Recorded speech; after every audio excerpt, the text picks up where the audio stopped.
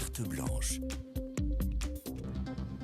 Carte blanche à Louis-Marie Picard du blog incandescente.com. Bonjour Louis-Marie. Bonjour Louis et bonjour à tous. 20e carte blanche. Aujourd'hui, vous Déjà. allez nous parler, eh oui déjà, d'un nouveau concept, les faits alternatifs. De quoi s'agit-il? Alors on doit cette trouvaille absolument brillante à Kellyanne Conway, la conseillère de Donald Trump.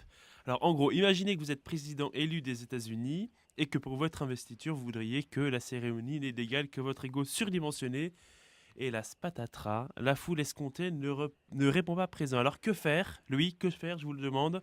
Alors vous faites dire par votre porte-parole que c'était la plus grande cérémonie de l'histoire, point barre.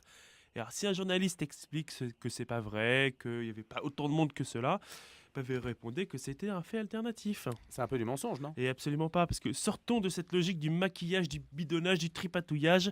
Ça, c'est un réflexe de journaliste que vous avez là, lui. Vous, les journalistes, vous ne voyez les choses que sur ce prisme, vrai ou faux, fait ou fake. Alors, les faits alternatifs, c'est, pour expliquer, c'est un peu dire l'inverse de la vérité, sans reconnaître que c'est un mensonge. Alors, c'est un concept très utile, notamment dans certains domaines, dont la politique. En quoi cela peut-il être utile? L'avantage du fait alternatif, c'est qu'il peut être employé dans tous les domaines et toutes les situations. Alors la gauche, c'est clairement inspiré de Donald Trump pour Make the Parti Socialiste Great Again, avec de l'arithmétique alternative pour le total de votants à la belle alliance populaire. Alors peu importe les chiffres, l'important est de rappeler que pour une fois, un socialiste gagne une élection. À part l'arithmétique, les faits alternatifs sont utilisés dans quelle discipline? Alors beaucoup se gaussent d'ailleurs, vous savez, de l'appellation Belle Alliance Populaire et trouvent que les termes ne sont pas vraiment représentatifs de la réalité, de la cordialité au sein du PS. Alors effectivement, quand on entend Manuel Valls dire sans nommer son rival... Je crains par-dessus tout quand la gauche se fait à faire des promesses inconsidérées, parce que cela crée demain et les désillusions et la rancune. Et oui, la désillusion, la rancune, a priori, on pourrait supputer que c'est complètement de la méchanceté. De même, quand Benoît Hamon rétorque à Manuel Valls que... Revenu universel, il était pour, il est contre. 49.3, il était pour, il est contre. Bon, écoutez, moi j'essaye d'être constant et cohérent.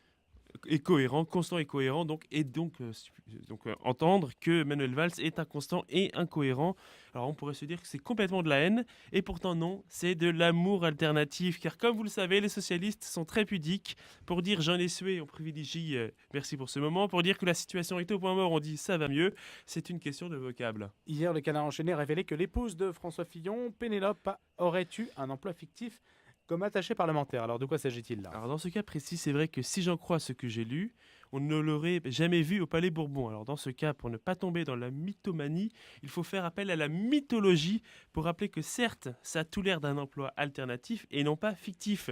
Car en fait, on est en plein dans le mythe de Pénélope, vous savez, avec Ulysse. La tapisserie? Exactement, qui connaît celui qui travaille volontairement ou non, consciemment ou non, à défaire son propre travail CQFD.